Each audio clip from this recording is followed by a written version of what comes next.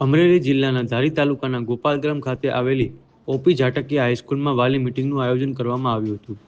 આ શાળામાં આસપાસના 10 ગ્રામ્ય વિસ્તારના વિદ્યાર્થીઓ અભ્યાસ કરવા આવતા હોવાથી મોટી સંખ્યામાં વાલીઓ ઉપસ્થિત રહ્યા હતા।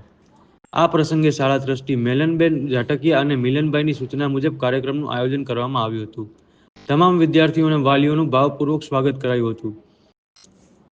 વાલી મીટિંગમાં ગ્રામ વિકાસ ટ્રસ્ટીના પ્રમુખ પ્રતાપભાઈ વાળા, સુનીભાઈ પટેલ અને નંદલાલભાઈ ગોહિલ સહિતના આગેવાનો હાજર રહ્યા હતા।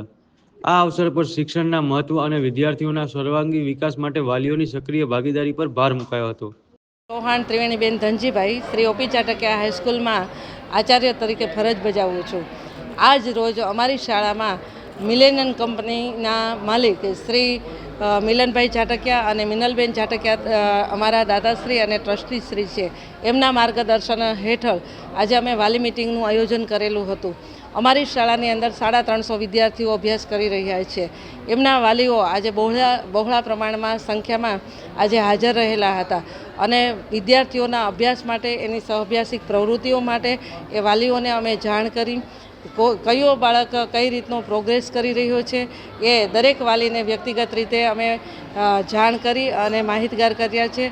આજ રોજ દરેક વાલીઓ પણ ખુશ થઈ ગયા અને મિલેનિયમ કંપનીના ઓપી ઝાટકીયા હાઈસ્કૂલના ટ્રસ્ટીશ્રીઓ પણ હાજર રહ્યા હતા, ગ્રામજનો પણ હાજર રહ્યા હતા અને દરેક વાલીઓને આજ રોજ અમે અલ્પાહાર પણ કરાવ્યો અને દરેક વાલીઓના જે કાંઈ સૂચનો હતા એ સૂચનો પણ અમે આવકાર્ય માન્ય રાખી અને એ સૂચનોનો અમલ કરવાની પણ બાંહેધરી આપી છે।